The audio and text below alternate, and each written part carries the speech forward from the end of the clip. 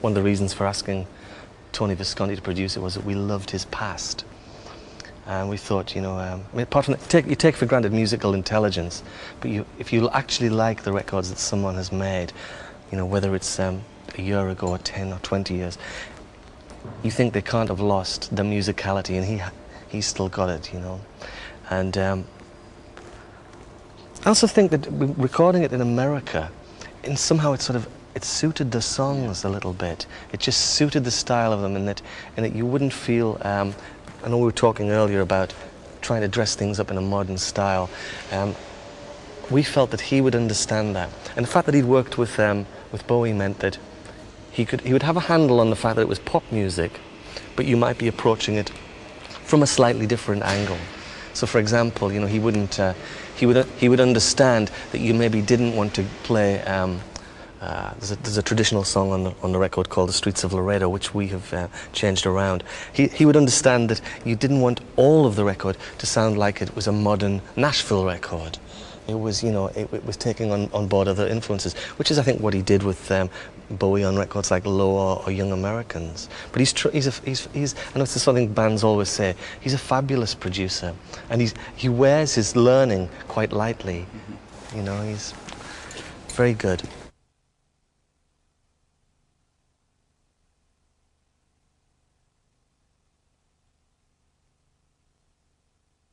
We work with some great players.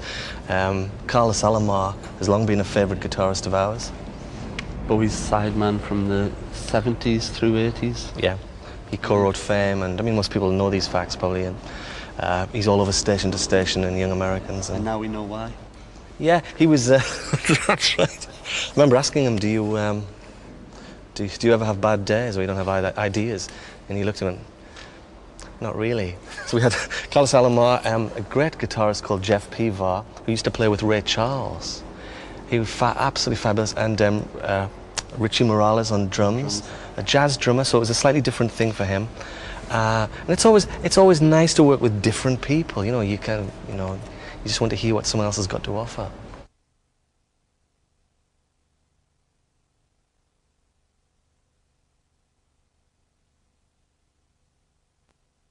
There's a guy called Eric Weisberg who plays on the record. He plays on Cowboy Dreams, and he's this demon banjo player. Now, I've been told that he's played with everybody, just everyone. It's not even worth asking who he's played with. I think he may have been on some Dylan records and things. But he's really famous for, even if you don't know who he is, he's famous for Deliverance. Ding, ding, ding, ding, ding, ding, ding. That's right.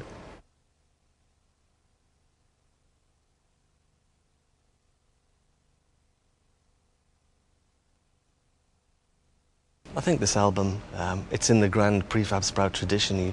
You often think you've done something different. You like to have done something different, but it still sounds like you. People hear your voice or the style of music and they'll go, it's them, it's them. Wild Card in the Pack was a song that I wrote originally for Kenny Rogers. Another man with a beard. Another man with a beard.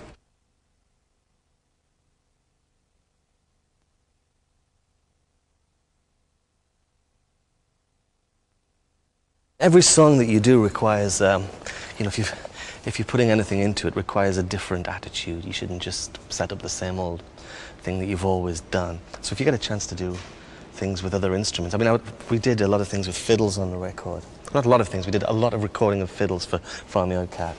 And as a texture, it's very different to things we've done before. We've used strings before, violins, on songs like Hey Manhattan and Nightingales, but there's a different feel to it, that hoedown feel. On this record, it's a rougher texture.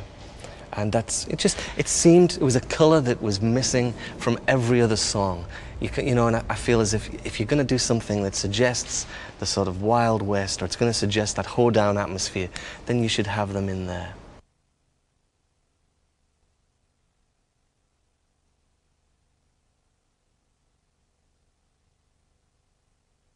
The video follows on from the artwork of the record, doesn't it? Yeah.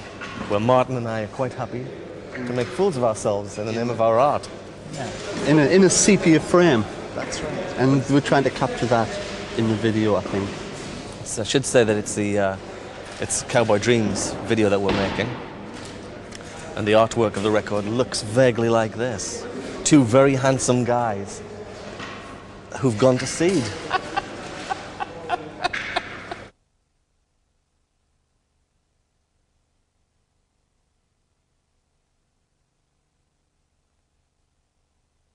I think on this record we have not a bad mixture. I wouldn't call Cornfield Ablaze a ballad, or Farmyard Cat, or Wild Card in the Pack, really. That's probably 3 more up-tempo numbers than any of our other albums.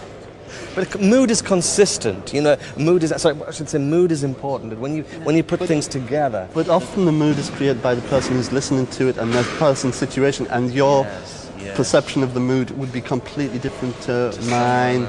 So I think we make the record and hope that people get what they can out of it.